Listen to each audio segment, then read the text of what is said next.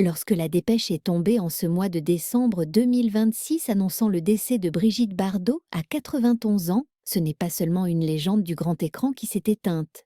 C'est un véritable monument national qui s'est effondré, une figure totémique tellement soudée à l'identité française que sa disparition a provoqué une onde de choc surréaliste à travers l'Hexagone. Durant la seconde moitié de sa vie, l'icône s'était barricadée dans une citadelle de solitude, entourée de ses fidèles compagnons à quatre pattes et de ses opinions tranchées refusant obstinément de lisser son image pour plaire au grand public. Toutefois, à la seconde précise où son cœur a cessé de battre, le silence qu'elle chérissait tend à voler en éclats.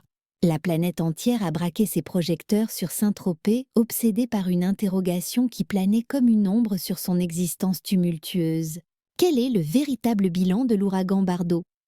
En surface, l'inventaire semble facile à dresser pour les notaires. On parle d'un patrimoine colossal avoisinant les 65 millions de dollars, incluant des propriétés mythiques et une fondation vouée à la cause animale qui porte son sceau indélébile. Néanmoins, résumer bébé à des chiffres serait une erreur grossière, car ce qu'elle lègue à la postérité est infiniment plus complexe et, disons-le, dérangeant. Son testament est le fruit d'une vie de refus, une succession de décisions radicales qui ont souvent scandalisé son entourage immédiat et le monde du show business. Au fur et à mesure que le voile se lève sur les dispositions testamentaires, une vérité crue émerge des documents officiels. La véritable tempête ne se joue pas sur la place publique, mais dans l'intimité glaciale d'un conflit familial qui couve depuis des décennies. La fortune de la star repose sur un paradoxe fascinant. Elle possédait une capacité inouïe à générer des millions tout en nourrissant un mépris presque viscéral pour l'argent roi. Il faut se rappeler qu'à la charnière des années 1950 et 60, Brigitte n'était pas juste une vedette populaire. Elle était une puissance économique à elle seule, une industrie qui dictait ses lois aux financiers du 7e art. Au sommet de sa gloire, elle pulvérisait les records de rémunération, exigeant et obtenant des cachets astronomiques qui faisaient pâlir d'envie ses homologues masculins, un exploit rarissime dans une société encore très patriarcale.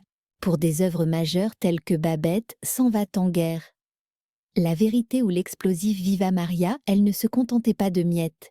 Ses émoluments atteignaient des sommets vertigineux pour le cinéma européen, agrémentés de clauses d'intéressement au bénéfice d'une modernité stupéfiante pour l'époque. Après la déflagration planétaire causée par Et Dieu créa la femme, le regard des studios changea radicalement. Pour les magnates de l'industrie, elle avait transcendé son statut d'actrice pour devenir une mine d'or vivante, un phénomène de société monétisable. L'Amérique fascinée lui a déroulé le tapis rouge avec des propositions de contrats mirobolants garantissant des revenus sur plusieurs longs métrages. On lui promettait la vie de château à Los Angeles, des pourcentages royaux sur les entrées et une machinerie promotionnelle prête à la transformer en déesse d'Hollywood ad vitam aeternam. Une offre particulièrement alléchante d'un géant californien à la fin des années 50 aurait pu sceller son destin doré. Il s'agissait de s'engager sur une série de blockbusters avec une augmentation exponentielle de ses revenus à chaque production. C'est précisément ce genre de pacte faustien qui a fait la fortune colossale d'Elizabeth Taylor, mais Bardot, contre toute attente, a tout balayé d'un revers de main. Ce refus catégorique de se vendre est peut-être l'aspect le plus révélateur de sa légende, bien plus que les sommes qu'elle a effectivement amassées. Elle a dit non à des empires commerciaux naissants, pas de ligne de cosmétiques, pas de parfums, pas de lingerie fine, et surtout, un rejet total des débuts de la publicité télévisée massive.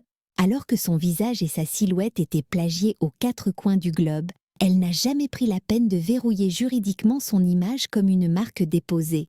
La conséquence fut immédiate, une myriade de sociétés a vampirisé l'esthétique bébé sans jamais lui verser le moindre centime de redevance. Comme l'a souligné avec justesse son biographe Yves Bigot, cette négligence volontaire, ce refus d'être une femme sandwich, représente un manque à gagner de plusieurs dizaines de millions d'euros sur l'ensemble de sa vie. De la même manière, elle a fui comme la peste les contrats d'exclusivité à long terme qui lui auraient garanti une rente confortable pour ses vieux jours. Là où la majorité des stars préféraient la sécurité d'une cage dorée, Bardot a opté pour l'insécurité et la liberté totale.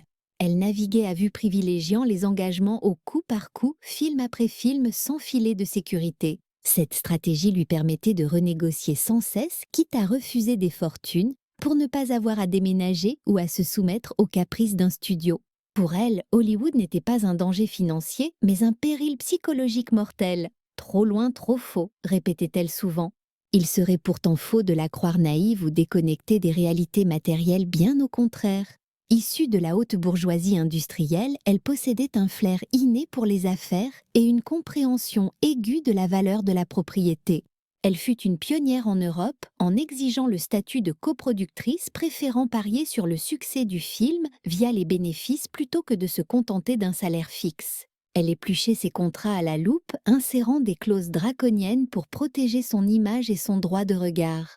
Elle imposait ses propres calendriers et défendait sa liberté privée avec une férocité qui donnait des sueurs froides aux producteurs les plus aguerris. Cependant, cette farouche indépendance s'est payée au prix fort sur le long terme. Faute d'une gestion rigoureuse de ses archives et d'une armée d'avocats pour traquer les diffusions, Bardot a vu s'évaporer une immense partie des revenus liés à l'exploitation internationale de ses œuvres. Au tournant des années 2000, elle a tenté de riposter judiciairement pour récupérer son dû. Elle réclamait les pourcentages oubliés de ses triomphes des décennies 50 et 60, arguant que l'industrie l'avait spoliée de sommes contractuellement dues. Malheureusement, la justice ne l'a pas suivie, se heurtant à la prescription et à la complexité des dossiers. À ce stade, le magot s'était volatilisé dans les méandres du temps et les astuces comptables d'une industrie qui n'avait jamais prévu qu'elle vivrait assez longtemps pour venir réclamer sa part du gâteau. Au moment où elle a tiré sa révérence, l'estimation globale de la fortune de Bardot, avoisinant les 65 millions de dollars, cachait une réalité bien plus complexe que de simples chiffres. Ce trésor n'était absolument pas constitué de montagnes de liquidités disponibles, ni de portefeuilles d'investissements diversifiés à Wall Street. La majeure partie de ce capital était littéralement ancrée dans le sol, lié à l'immobilier, à son héritage intellectuel colossal et à des actifs ayant déjà été transférés légalement à la Fondation Brigitte Bardot. La pièce maîtresse de cet empire de pierre restait incontestablement la Madrague, ce sanctuaire tropézien acquis initialement pour une somme dérisoire, presque une bouchée de pain à l'époque. Avec le temps, cette simple maison de pêcheurs s'est métamorphosée en une propriété valant plusieurs dizaines de millions, gonflée par la spéculation immobilière, mais surtout par sa charge culturelle et historique unique. D'autres possessions venaient d'en compléter ce tableau, notamment la Garrigue, perchée sur les collines de Saint-Tropez, ainsi qu'une villa d'époque à Cannes, dont elle s'est séparée sur le tard, contribuant à maintenir l'illusion d'une richesse inépuisable.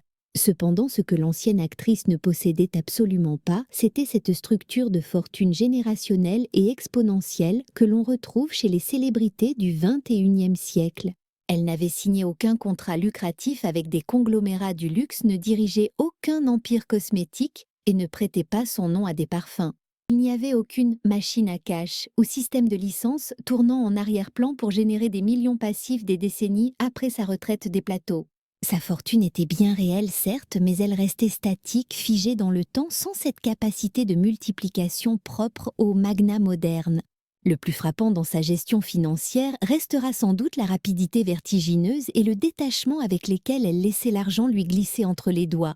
Lorsqu'elle a pris la décision radicale de fonder son organisation de défense des animaux, en 1986, elle s'est lancée dans l'arène sans avoir le capital de départ requis.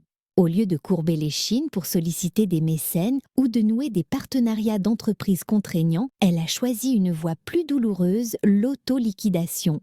Tout y est passé, ses parures de bijoux, son mobilier, ses collections d'art, sa garde-robe de créateur et des objets d'une intimité rare ont été offerts au public pour financer sa croisade. Plus tard, elle n'a pas hésité à hypothéquer les murs même de la Madrague pour injecter des fonds dans ses campagnes militantes. Ce n'était pas de la charité faite avec le surplus, c'était du mécénat sacrificiel. Bardot n'a jamais envisagé la richesse comme un patrimoine sacré qu'il fallait protéger, faire fructifier ou transmettre intact. Pour elle, l'argent était une munition destinée à être épuisée. Sa fortune n'avait pas vocation à sécuriser une dynastie familiale ou à immortaliser un train de vie luxueux. Cet empire financier s'était construit presque malgré elle, et elle s'est employée à le dépenser délibérément, le démantelant pierre par pierre, en toute conscience. L'argent a afflué vers Brigitte Bardot parce que la planète entière réclamait son image, et il l'a quittée parce qu'elle a catégoriquement refusé de se laisser définir par lui. C'est cette contradiction fondamentale, celle d'avoir gagné sa vie comme un magnate de l'industrie, tout en vivant avec l'âme d'une dissidente, qui a sculpté la nature singulière de sa richesse et provoqué ce choc silencieux que l'on ressent en analysant son véritable héritage matériel. Lorsqu'elle a claqué la porte du cinéma en 1973, Bardot n'avait que 39 ans, un âge où la plupart des carrières ne font que décoller. Rarissimes sont les étoiles qui ont quitté la scène à un tel zénith de gloire, mais pour elle, la célébrité s'était transformée en une prison dorée irrespirable.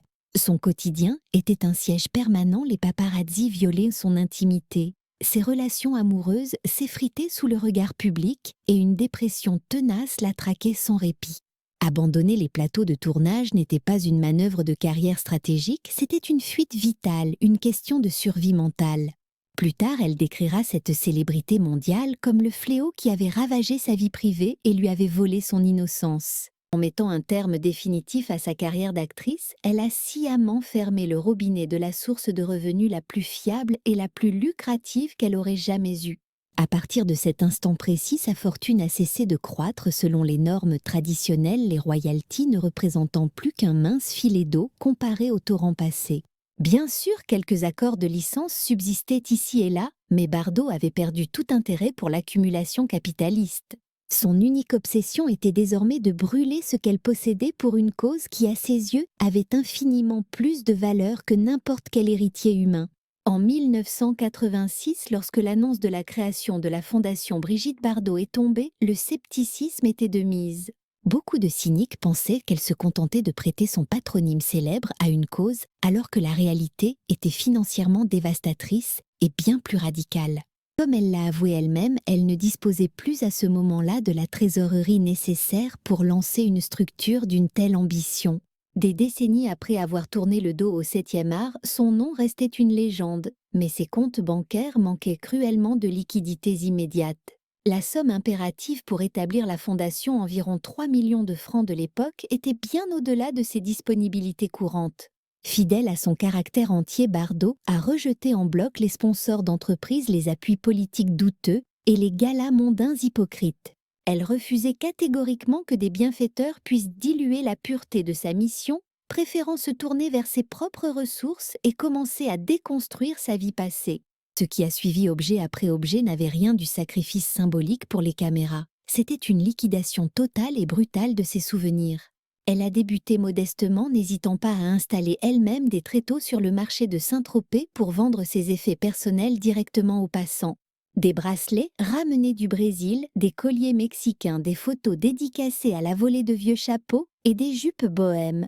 Tous ces objets, autrefois symboles du glamour absolu, étaient réduits à de simples outils de survie pour financer une cause que très peu de gens prenaient au sérieux à l'époque. Lorsque ces ventes de trottoirs ne suffirent plus à combler les besoins, elle est passée à la vitesse supérieure sans aucun regret. Elle a orchestré à Paris une vente aux enchères publiques monumentale qui a laissé les observateurs et le tout Paris dans un état de stupéfaction totale. Des parures de haute joaillerie offertes par son ex-mari Günther Sachs, des pièces iconiques vues dans les plus grands magazines de mode, tout a été dispersé. Même sa robe de mariée témoin de son union avec Roger Vadim est passée sous le marteau, transformant ses souvenirs amoureux en fond de roulement pour les animaux. L'intégralité de ses biens y est passée, l'argenterie de famille, le mobilier d'époque, les toiles de maître, les bibelots, et même sa guitare fétiche ont été dispersés aux enchères acquis par des anonymes sans qu'aucun frein sentimental ne vienne stopper le processus. Bien au contraire, c'est justement cet attachement émotionnel aux objets qu'elle a choisi d'immoler délibérément sur l'autel de sa cause. Au cœur de cette vente spectaculaire, l'icône a explicité le raisonnement implacable qui guidait ce que d'autres percevaient alors comme un véritable sabordage personnel. Elle a déclaré avec force « J'ai offert ma jeunesse éclatante et ma beauté aux hommes. À présent, je dédie toute ma sagesse, mon expérience et mon âme aux animaux. » Cette phrase ne servait pas de simple punchline médiatique, elle définissait une stratégie économique rigoureuse et sans retour possible. Dès l'instant où sa fondation a vu le jour, l'ancienne actrice a restructuré l'intégralité de son empire financier pour qu'il gravite exclusivement autour de cette nouvelle entité. Ces transferts de propriété n'étaient pas de simples donations charitables, mais des fondations en béton armé conçues pour garantir la pérennité structurelle de son combat bien après elle. Au fil des années, la structure juridique est devenue la propriétaire effective ou l'unique bénéficiaire de la quasi-totalité de ses avoirs terrestres. Même son refuge mythique, la Madrague à Saint-Tropez, a perdu son statut de simple villégiature privée pour servir une ambition plus grande. La propriété s'est métamorphosée en un instrument de garantie bancaire, un véritable levier financier. Bardot n'a pas hésité à hypothéquer les murs pour financer ses croisades contre le massacre des bébés phoques, la barbarie des corridas, l'horreur de la vivisection et les conditions des abattoirs industriels. Quand les observateurs se sont étonnés plus tard de la maigreur de l'héritage familial, la réponse tombée sous le sens les liquidités avaient été englouties dans la lutte souvent plusieurs décennies auparavant. Au tournant des années 90, elle a officiellement cédé la Madrague à sa fondation, une manœuvre indispensable pour obtenir le statut vital de reconnaissance d'utilité publique. D'un point de vue strictement légal, la maison a cessé de lui appartenir en nom propre à partir de cet instant. Dans les faits, la villa est devenue le réacteur nucléaire de l'organisation. Bardot ne vivait plus à côté de son œuvre, elle l'habitait littéralement, fusionnant son espace vital avec sa mission. L'ensemble des royalties générées par sa filmographie culte, ses chansons et l'exploitation commerciale de son image iconique étaient directement siphonnées vers les caisses de l'association. Les très rares collaborations commerciales qu'elle a tolérées au fil du temps, à l'image du célèbre sac Lancel baptisé en son honneur, ont été rigoureusement montées pour couvrir les frais opérationnels de la structure et rien d'autre. De son côté, la star planétaire a embrassé un mode de vie d'une austérité monacale, sans domestique, sans yacht et loin de toute garde-robe haute couture. Elle préparait ses propres repas, roulait dans des véhicules utilitaires bon marché et décrivait son existence quotidienne comme étant d'une simplicité radicale. Les interviews qu'elle a accordées durant les années 2000 révèlent une femme qui avait opéré une scission consciente et totale entre son identité et les biens matériels. « Le luxe me répugne », martelait-elle souvent, précisant qu'elle appréciait le confort basique mais rejetait viscéralement l'opulence. En termes de gestion de patrimoine, cela s'est traduit par un arrêt total et définitif de toute accumulation de richesses personnelles. Chaque nouvel euro entrant avait déjà sa mission programmée: sauver les bêtes. Une dévotion totale qui n'a pas été sans répercussions lourdes pour son entourage. En détournant la quasi-totalité de ses actifs vers la fondation de son vivant, elle a garanti que son fils unique et ses petites-filles ne toucheraient que la part réservataire, le minimum légal absolu. Il ne s'agissait nullement d'une négligence administrative ou d'un oubli, mais d'une volonté de faire froidement exécuter. Son entourage notait souvent que pour elle, la transmission héréditaire ne relevait pas d'un devoir moral automatique, mais d'un choix personnel souverain. Dans sa philosophie et sa vision du monde, les animaux ne l'avaient jamais trahi, n'avaient jamais exigé de compte et ne l'avaient jamais traîné devant les tribunaux. Eux avaient souffert en silence et elle leur a offert tout ce qu'elle possédait en retour. À l'aube de sa fin de vie, la fortune Bardot n'était plus qu'une abstraction sur papier. Elle se résumait à de la pierre une immense valeur culturelle symbolique et une organisation portée à bout de bras par des décennies d'épuisement personnel. Ce qui a véritablement stupéfié le grand public, ce n'est pas tant le legs aux animaux, mais le fait qu'elle s'était dépouillée bien avant de rendre son dernier souffle. La fondation n'était pas simplement sa légataire universelle en attente. Elle incarnait la forme ultime et aboutie de son existence. Brigitte Bardot n'a pas amassé un trésor pour le transmettre à sa descendance. Elle a construit un empire pour le démanteler pièce par pièce, méthodiquement, consciemment et sans l'ombre d'un regret. La Madrague, son sanctuaire mythique, les pieds dans l'eau à Saint-Tropez, a toujours été bien plus qu'un investissement immobilier. Acquise en 1958, elle fut sa forteresse de paix, une arche pour ses animaux et une cachette face à une idolâtrie mondiale assourdissante. Avec les décennies, la valeur foncière du lieu a explosé, transformant cette maison de pêcheurs en joyau inestimable de sa succession. Pourtant, même ce lieu chargé d'histoire n'était pas voué à rester dans le giron familial au sens traditionnel du terme.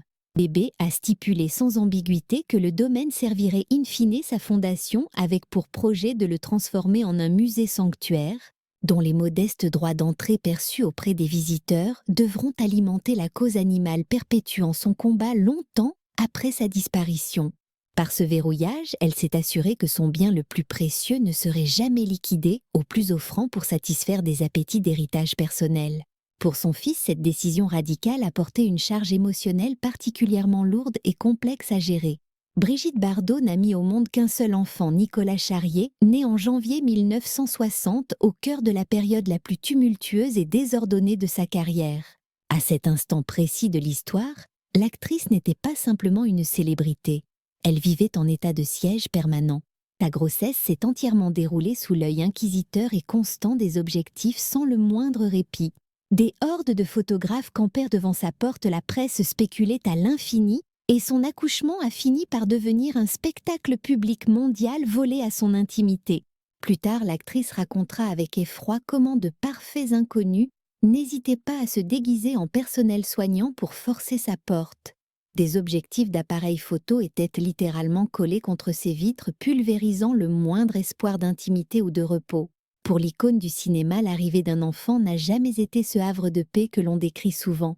Au contraire, elle a vécu cette période comme un véritable traumatisme psychologique, une blessure ouverte. Elle confessera bien des années après que la venue au monde de son fils n'avait pas éveillé en elle un sentiment maternel, mais plutôt une terreur absolue, une sensation d'étouffement insupportable et une perte totale de maîtrise sur son existence. Comme elle l'expliquera lors d'interviews ultérieures, il régnait autour d'elle une forme d'hystérie collective et incontrôlable, précisant avec amertume que cette intrusion permanente dans sa sphère privée fut si violente qu'elle a fini par briser net et pour toujours le lien affectif qu'elle aurait pu tisser avec l'expérience de la maternité. Si l'on s'en tient à ses propres déclarations, ce n'était pas la personne de Nicolas qu'elle rejetait intrinsèquement, mais bien la période chaotique et infernale durant laquelle il a fait irruption dans sa vie. Lorsque la rupture avec l'acteur Jacques Charrier a été consommée, leur enfant était encore un tout petit à un âge où l'on a besoin de présence constante. La justice a alors confié la garde exclusive au père, et c'est ainsi que Nicolas a grandi loin de sa génitrice, protégé autant que possible de l'aveuglante lumière de la célébrité qui entourait sa mère. Fait rare pour l'époque, la star n'a pas lutté pour obtenir la garde. Elle n'a même pas essayé de se conformer au moule traditionnel de la mère dévouée, ni de reconstruire ce lien brisé. Elle a choisi une autre voie, celle du retrait total, s'éloignant non seulement géographiquement, mais dressant aussi une barrière émotionnelle et psychologique infranchissable. Au fil des années, alors que le petit garçon devenait un homme, ce fossé s'est creusé dans un silence pesant, transformant la distance en une habitude immuable. Il était exceptionnel que la vedette évoque son fils publiquement, mais quand elle le faisait, ses mots étaient d'une franchise brutale, tranchant comme des lames de rasoir et souvent perçus comme d'une grande cruauté. Elle ne prenait pas de gants pour décrire la maternité comme une chaîne qu'elle n'avait jamais voulu porter, une obligation dictée par la nature et les événements plutôt que le fruit d'une volonté personnelle. Cette transparence radicale qui collait parfaitement à sa réputation de femme qui refuse d'édulcorer la réalité pour plaire aux autres, a fini par se payer au prix fort. Le point de non-retour a été franchi en 1996 lors de la sortie fracassante de ses mémoires intitulées « Initial bébé ». Au cœur de cet ouvrage, elle a couché sur papier une phrase assassine qui allait définir pour les décennies à venir la vision que le public aurait de sa relation mère-fils. C'est dans ces pages qu'elle a inscrit des mots indélébiles marquant au fer rouge l'histoire de leur désamour aux yeux du monde entier. Elle y déclarait sans détour qu'elle aurait préféré accoucher d'un petit chiot plutôt que d'un enfant humain. Pour Nicolas, ces mots ont dépassé le stade de la provocation. Ils ont été vécus comme une humiliation publique dévastatrice. Blessé au plus profond de lui-même, il a traîné sa célèbre mère devant les tribunaux pour préjudice moral, soutenant que ce passage lui avait infligé des blessures psychologiques irréparables. Ce procès médiatisé n'a fait qu'aggraver le gouffre qui les séparait, transformant une douleur familiale intime en un spectacle national sordide étalé dans la presse. Malgré le scandale et la condamnation, l'ancienne actrice n'a jamais retiré une seule virgule de ses propos, restant droite dans ses bottes. Elle a tenté de s'expliquer en disant que c'était sa vérité brute, sans volonté de blesser, mais le mal était fait. Ce qui a émergé de ce drame n'était pas une histoire d'argent, mais une quête désespérée de reconnaissance. D'un côté, un fils qui hurlait son besoin d'être considéré comme une personne à part entière, et de l'autre, une mère inflexible refusant de réécrire le scénario de ses émotions passées. Avec le temps qui passe, les angles ont fini par s'arrondir quelque peu, même si la cicatrice originelle ne s'est jamais totalement refermée.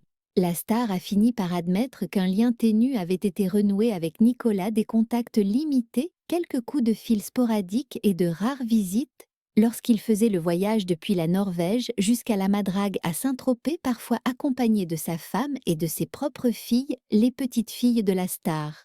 Quand elle parlait de lui dans ces dernières années, c'était avec un mélange complexe d'éloignement et d'une affection prudente, affirmant l'aimer à sa manière, tout en reconnaissant qu'il ne serait jamais complice. Il ne faut pas s'y tromper, leur relation n'a jamais connu de happy end hollywoodien, ni de réconciliation au sens classique du terme.